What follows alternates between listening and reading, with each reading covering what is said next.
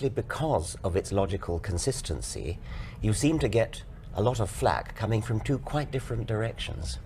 Well, that's certainly true. On the one hand, I'm critical of the attitudes that most people in society have towards animals. I think that we don't take the interests of animals seriously enough, and in a way I think it's an implication of Darwinism that we should take them more seriously, or at least that it breaks down some of the barriers that have separated us from animals.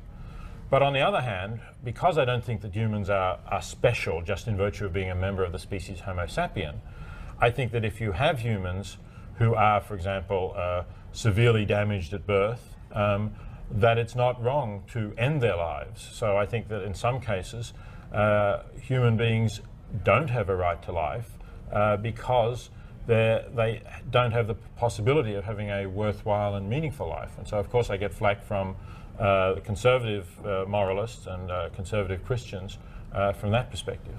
Well, that seems to me to be completely logically consistent. I suppose there might be some people who invoke slippery slope kind of arguments and say, well, it's absolutely right that a human vegetable actually suffers less from being killed than a fully sentient cow. But nevertheless, once you allow the barrier to be broken against sort of breaching the barrier around Homo sapiens, you then open the way to a slippery slope. Where is it going to end? Yes, people do make that kind of argument.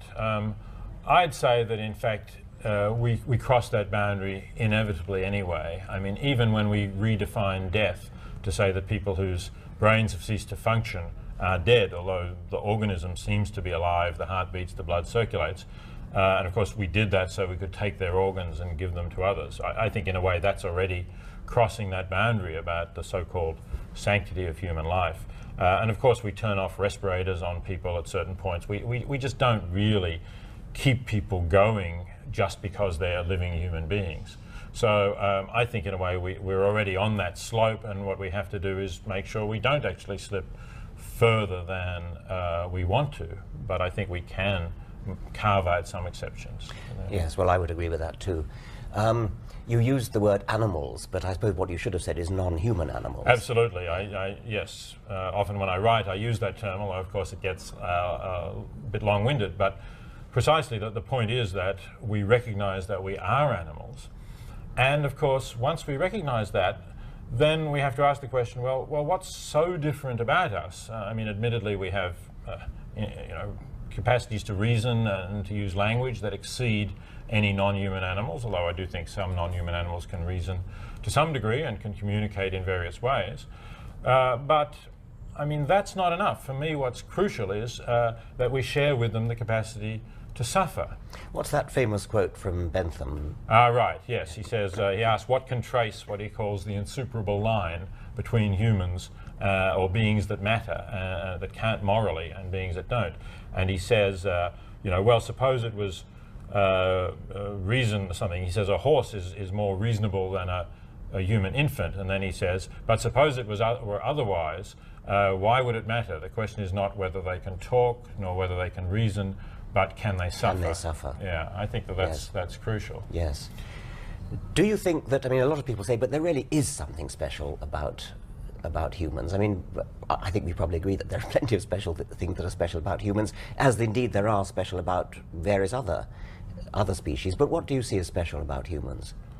Well, I think that humans, to a higher extent than any other animal anyway, can see their life in what you might call a biographical sense. That is, you can look back on the past and think of things that you've done, and perhaps more important, you can plan for your future. You can say, what will I do tomorrow? What will I do next month? What will I do next summer, for example? Even, how do I want my career to go over several years?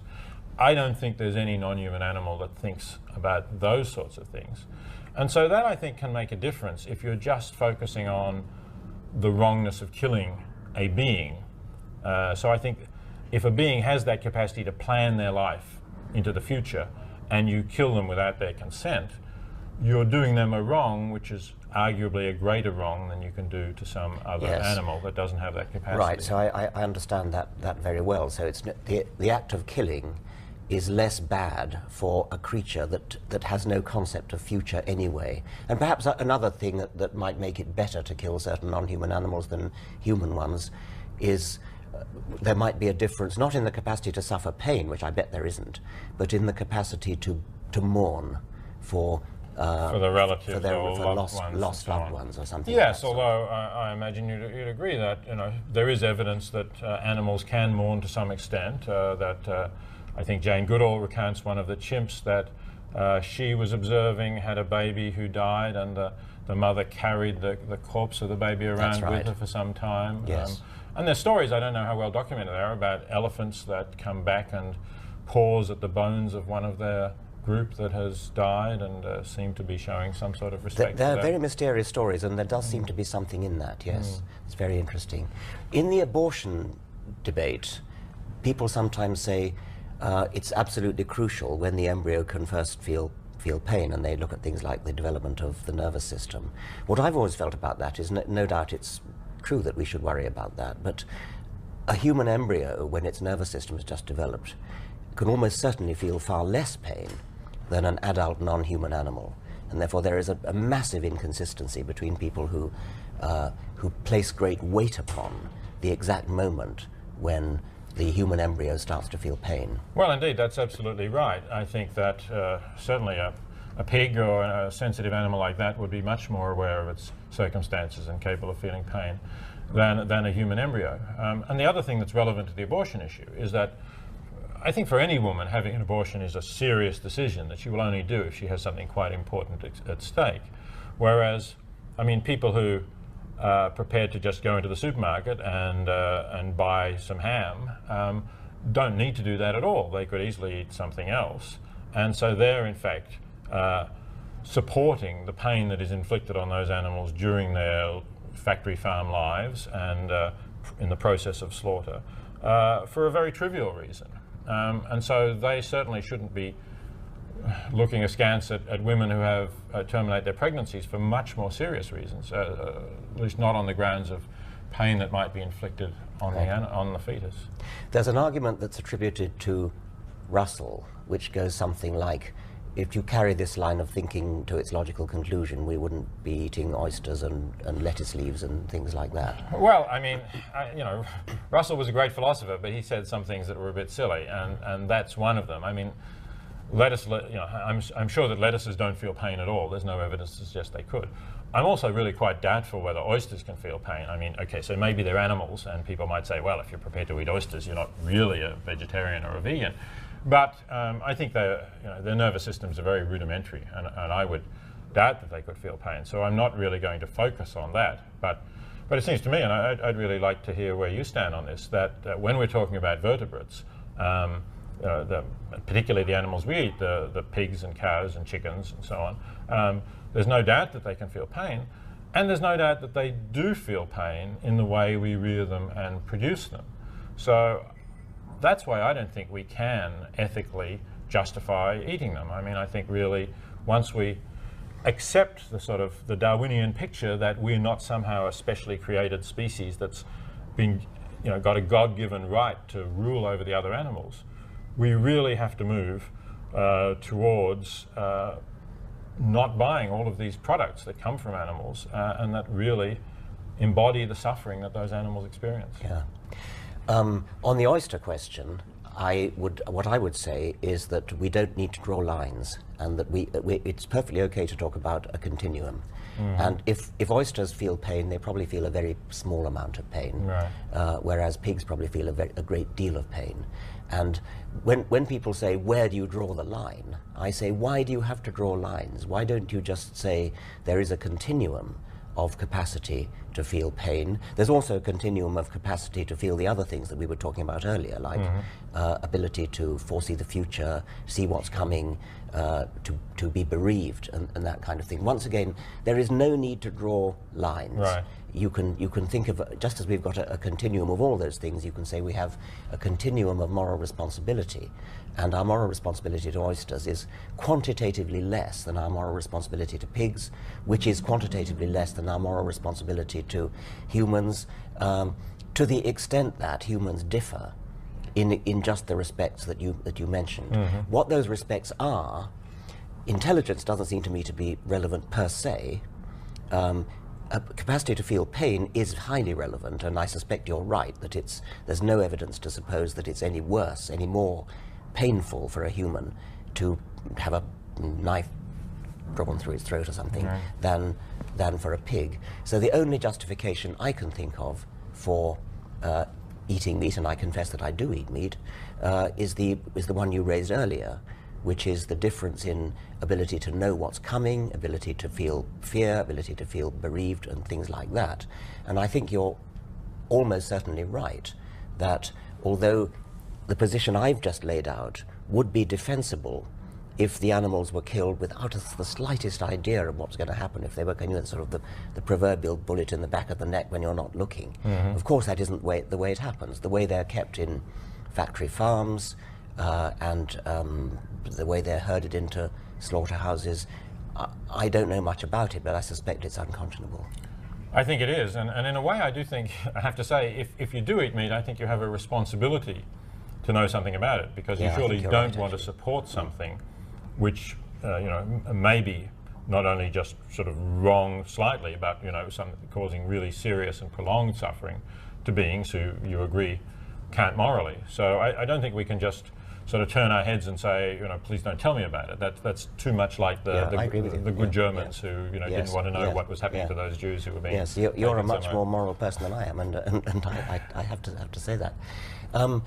There might be other people who would say, or many people who would say, but where does your morality come from in the first place? As I said, you're perhaps the most moral person I've ever met, but where does it come from? Why don't you?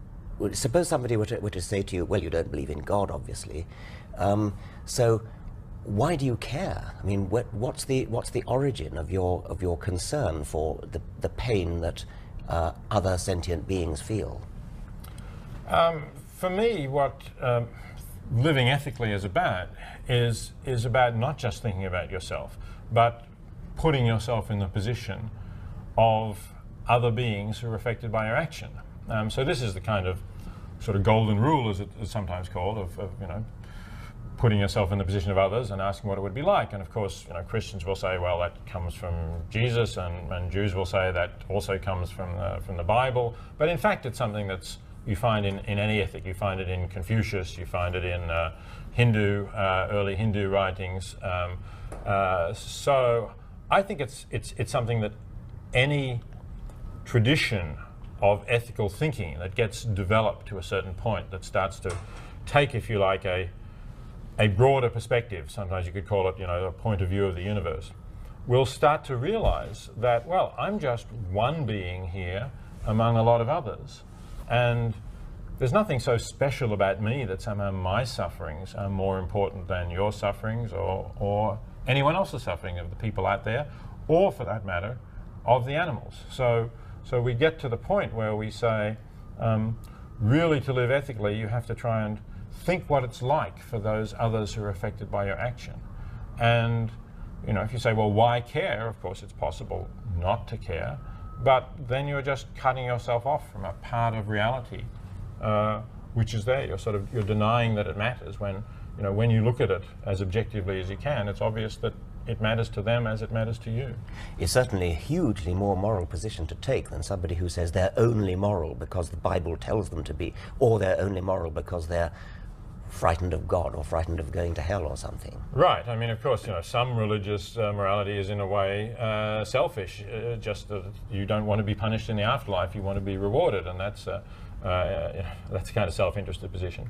But if you actually thought that, well, you're kind of inspired by God's example, I suppose I would also worry about, well, what kind of example is God really setting? Because if there were a God who's all-powerful, of course, he doesn't seem to care very much about suffering. Absolutely. And that's not the kind of person that I would want to follow, I think. I quite agree with you.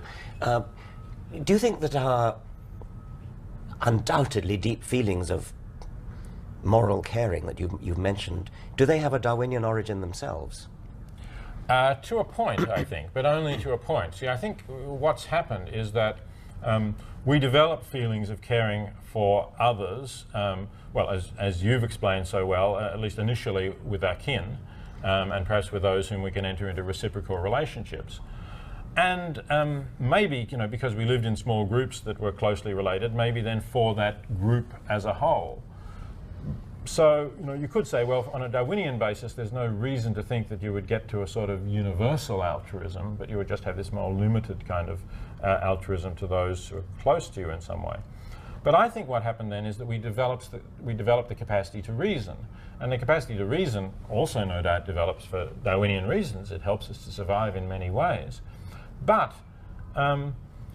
it's a capacity that actually, you know, you can't control in that way. I would say evolution, having once that capacity has evolved, we use it to think out things, some things which are very handy for our survival, some things which maybe are not. But we can't stop ourselves, once we've got the capacity to reason, from seeing this point that I mentioned, that we are just one being among others, that those beings can suffer, and that from some sort of rational or objective point of view, there's no reason to think that their suffering is less important than our own. I think that's right. I mean, you could even make a version of that argument that didn't involve reasoning, but involved a kind of unconscious misfiring of the instinct, or whatever we call them, that derived from the time when we lived in small groups. So if you start from the time when we lived in small groups, natural selection would favor a kind of rule of thumb that says, well, be nice to everyone, because everyone means close kin in that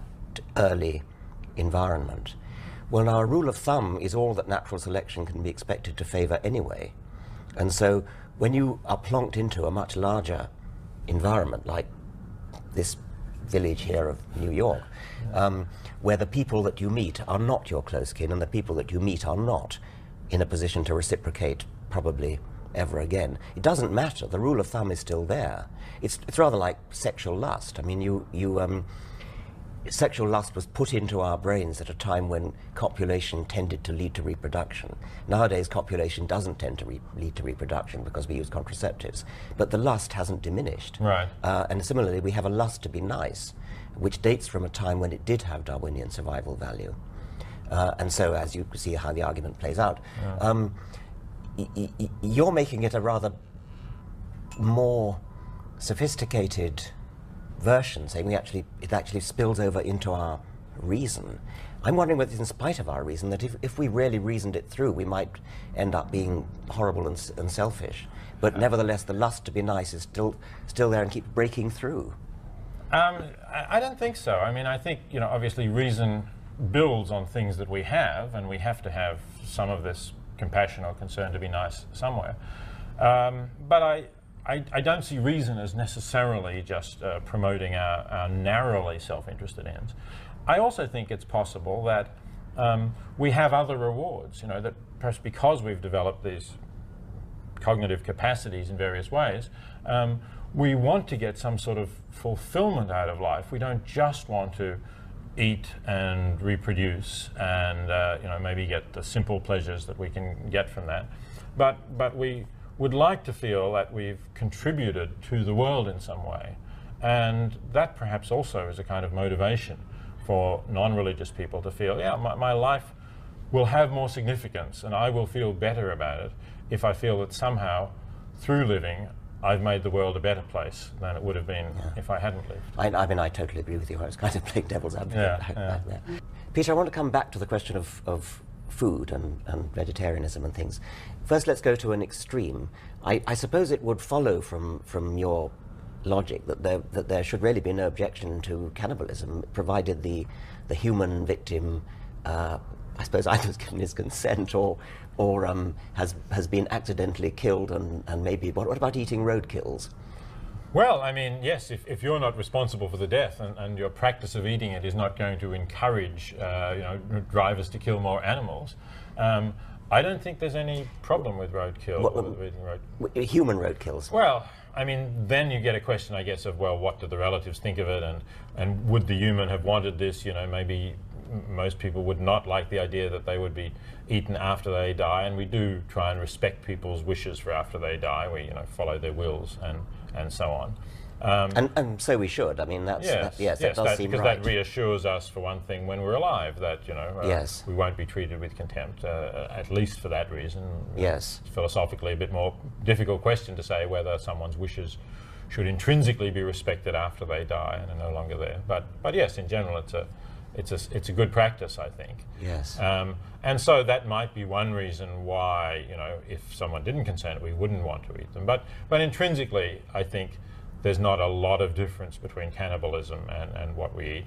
And in fact, there's a late 19th century animal advocate called Henry Salt, who lived in England and described the English diet as cannibalism with its most heroic dish omitted. Yes. So, you could see that on a continuum, I guess. Yes. Yes. The animals that we do eat, which are quite like us, as you would agree, in many ways, and yet we draw this line and say it's the most revolting, appalling thing you can imagine to actually eat. There's a kind of yuck factor comes in, isn't there? There is, and again, you could give a Darwinian explanation for why we should have some sort of general repulsion about eating humans, although obviously some humans have done so.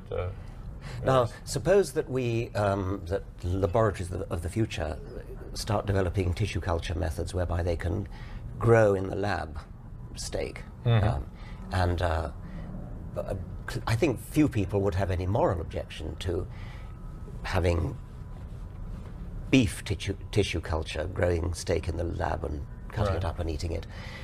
I suspect that if you grew human tissues in the lab, people would have an objection to that. Oh, that's a very interesting question, because you're quite right that I would have no moral objection to growing beef in the lab, and I would be prepared to eat it. Obviously much better than buying it from an animal who lived a miserable life and was killed. So if you could take a few cells off my skin and grow them in the lab, I wouldn't object to anyone eating them, should I happen to taste good. I don't know. And I know that Ingrid Newkirk, who's the head of People for the Ethical Treatment of Animals, has actually said that she would like her body to be eaten.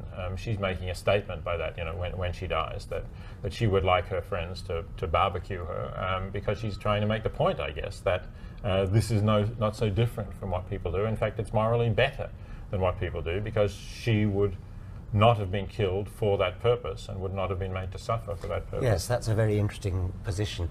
I think there are cultures in Papua New Guinea and places where that does happen. It's a kind of mark of respect to eat your right, and there's an account in Herodotus, I think, of Darius, the Persian emperor, asking some Indians what they would do with their bodies while there were Greeks there, and the Indians said they would eat their ancestors. Yeah. And the Greeks, of course, were horrified at that. And then he asked the Greeks what they would do, and they said, well, we would burn them, of course. And the Indians were totally horrified at that. So I think this is a cultural thing. Yeah.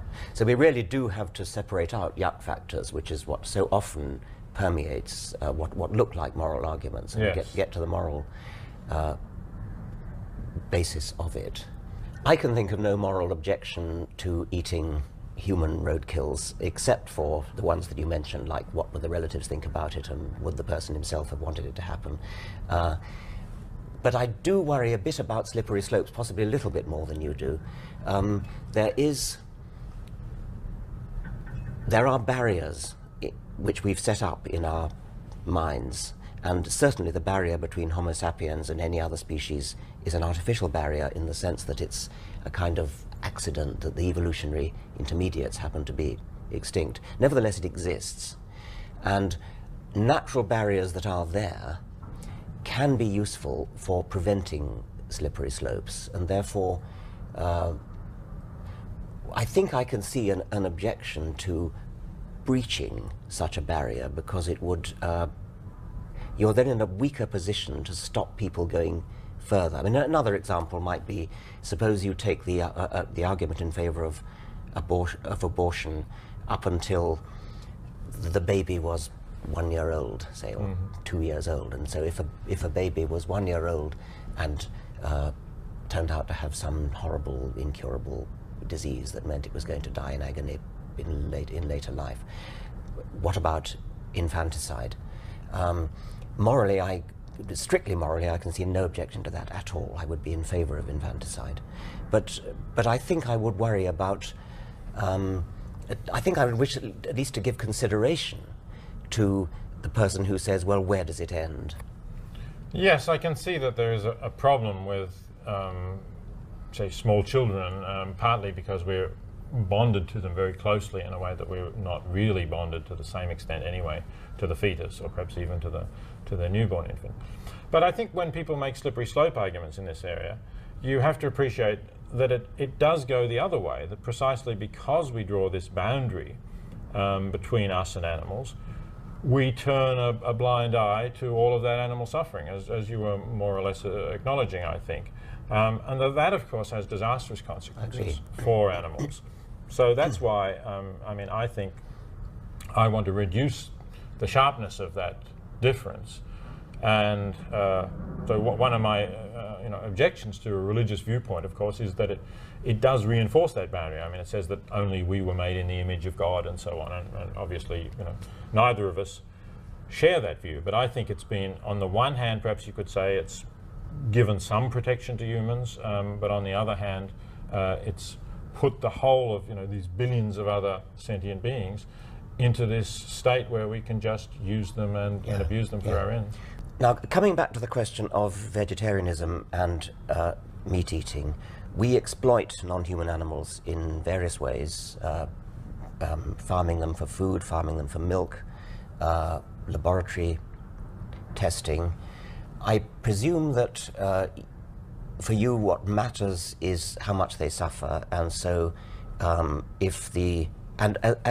would you make some kind of allowance for the value to the whole of humanity and non-humanity of, say, using animals for research? Would that be a greater value than eating them? Yes. I mean, if it was serious research, I mean, part of my problem is, of course, I think because we think so little of animals, we could, people do almost anything with them. I mean, fortunately now we're having less, say, cosmetic testing, but still, when you look at experiments that are done, a lot of them, by no stretch of the imagination, could be said to be for some great benefit for humanity. Absolutely true.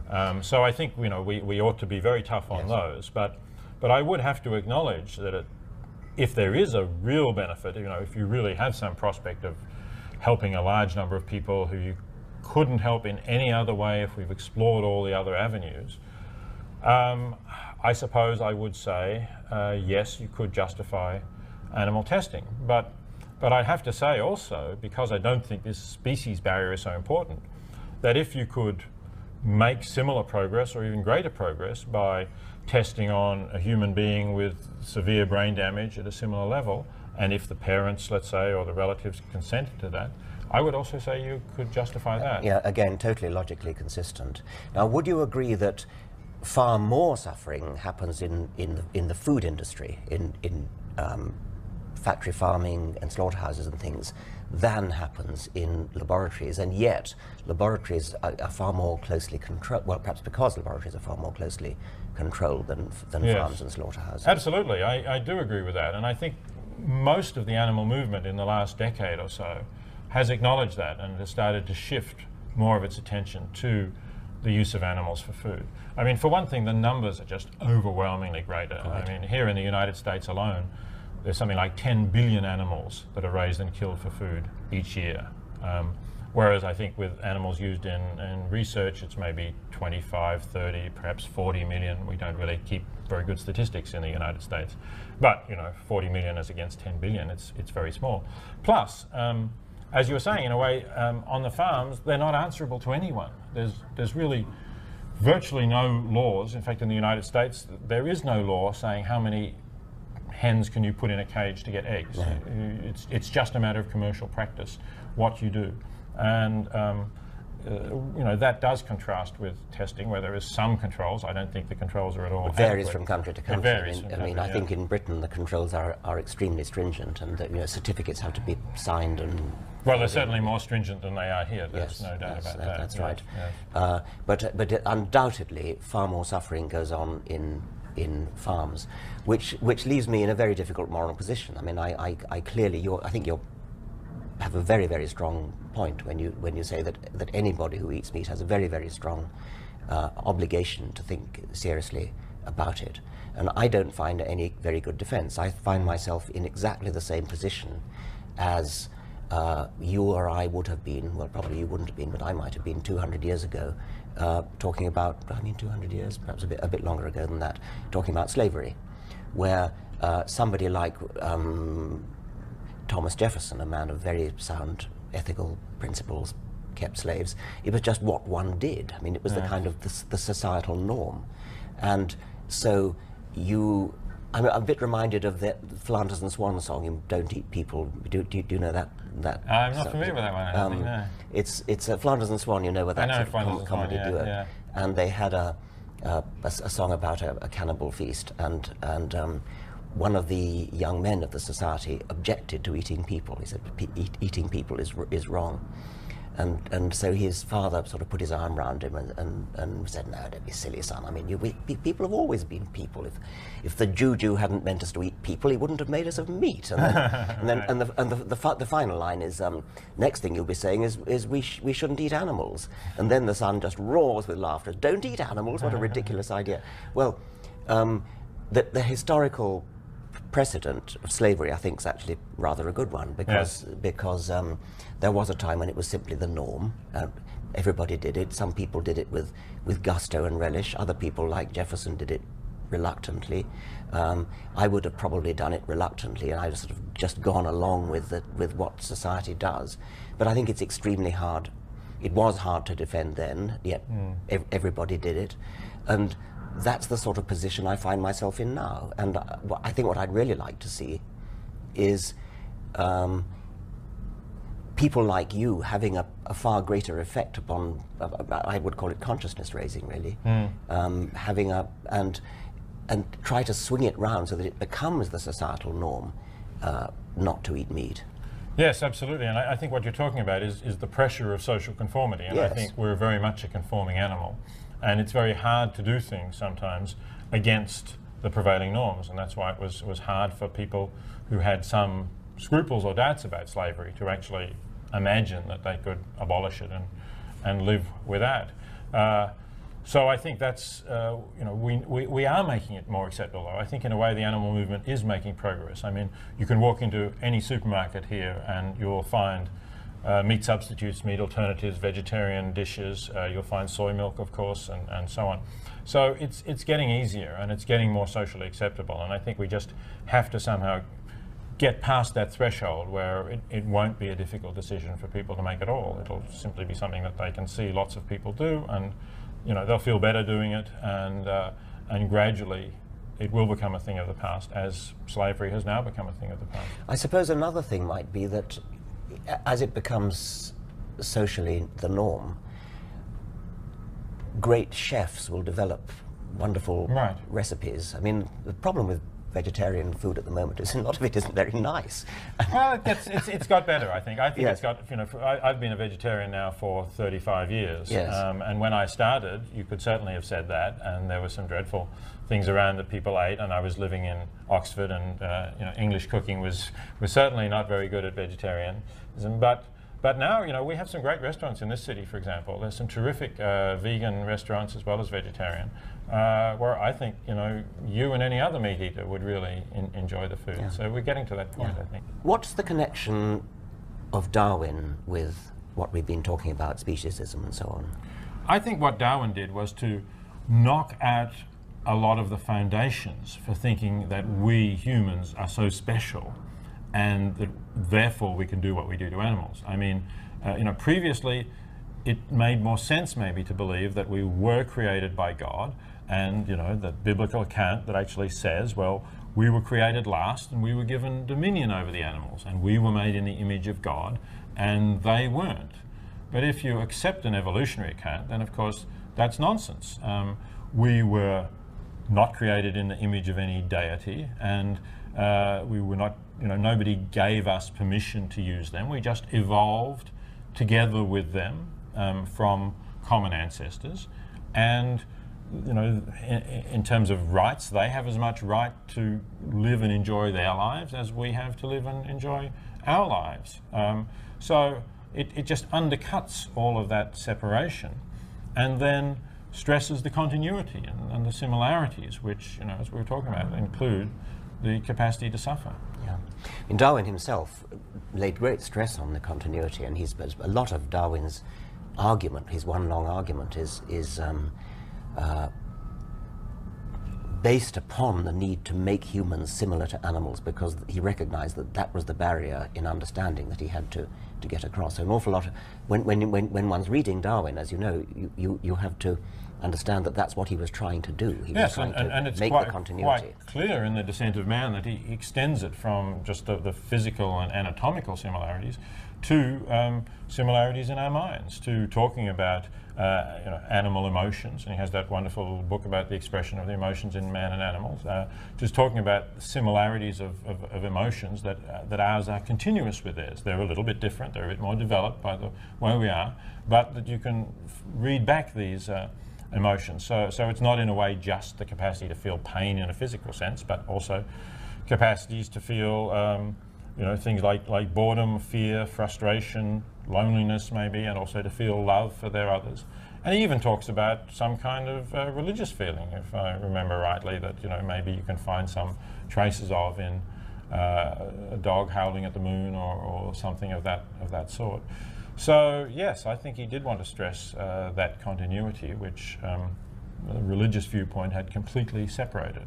I mean, it's interesting when you look at the religious thinkers, like Thomas Aquinas is a good example, who says, well, we have no duties to animals. We don't even have a duty not to be cruel to them insofar as their suffering is concerned. Because, he says, they don't share with us the communion of everlasting life. In other words, they don't have immortal souls, and we do. And so he says the only reason why we shouldn't be cruel to animals is because if we're cruel to animals, we might develop a hardened disposition that might lead us to be cruel to humans. And that's all. In other words, the suffering, the pains of the animals, for a Christian thinker like Aquinas, don't count at all. And I think Darwinism just knocks the foundations out from that. Yes. So maybe what I would add to that is that I think, in a way, I've assimilated Darwinism on this issue better than you have, because I think that you perhaps are still influenced by these vestiges of religious belief that separate us from the animals, and by continuing to eat meat, you're part of that general view that says, well, we are in some way superior to animals, even though you don't really believe the foundations for that view. Yeah. I mean, I've nothing to add to what I said before. It's not a matter of not getting on board the Darwinism. It's what we were talking about before on social conformity and just. I mean, I live in a society which is still massively speciesist, yes. And intellectually I recognise that, but I go along with it the same way I go along with celebrating Christmas and right. singing Christmas carols and things like that. I sometimes have a fantasy of writing a science fiction story in which a relict population of Australopithecus, maybe Homo erectus, Australopithecus, perhaps something else back along the chain to the common ancestor with chimpanzees, is discovered lurking somewhere in the forests of Africa. Right.